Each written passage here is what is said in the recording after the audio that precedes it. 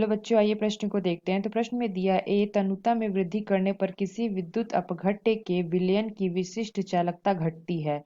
Reason are they रखा है। विलयन के 1 सेंटीमीटर क्यूब में उपस्थित आयनों के कारण विलयन की चालकता उसकी विशिष्ट चालकता कहलाती है। और यहाँ पे हमें 5 विकल्प दे रखा है, ए, बी, सी, डी तथा ई। आइए मुख्य अवधारणा की चर्चा करते हैं। मुख्य अवधारणा। तो प्रश्न में दे रखा है कि ये जो हमें पहला कथन दे रखा है, तनुता में वृद्धि करने पर किसी विद्युत अपघट्य के विलयन की विशिष्ट चालकता घटती है, यह सही है कि नहीं। और विलयन के 1 सेंटीमीटर क्यूब में उपस्थित आयनों के कारण विलयन की चालकता उसकी विशिष्ट चालकता कहलाती है। रीजन दे रखा है, ये सही है कि नहीं हमें बताना है और हमें सही विकल्प का चुनाव करना है। तो प्रश्न में क्या दे रखा है, विशिष्ट चालकता। विशिष्ट चालकता, तो विशिष्ट चालकता में क्या होता है, इकाई आयतन में उपस्थित आयतनों के कारण।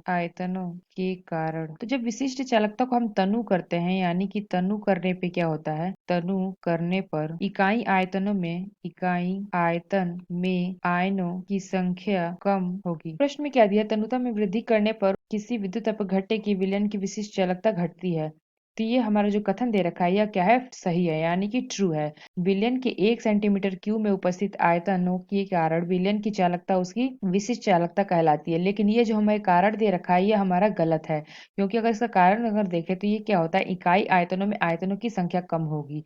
लेकिन यहाँ पे क्या दे रखा है, विलयन में 1 सेंटीमीटर क्यूब में उपस्थित आयनों के कारण। तो ये जो हमारा दे रखा है कारण, ये हमारा क्या है, गलत है, यानी कि फॉल्स है। तो इसका विकल्प देखें तो क्या होगा, पहला विकल्प दे रखा है, both A and R true and R is the correct explanation of A. तो यह विकल्प हमारा नहीं होगा, क्योंकि जो हमारा ए दे रखा है इसके लेकर हमारा एक्सप्लेनेशन देखें यार, कारण वो क्या है, सही नहीं है। तो जो हमारा पहला विकल्प है वो गलत है। दूसरा विकल्प दिया है, both A and R true.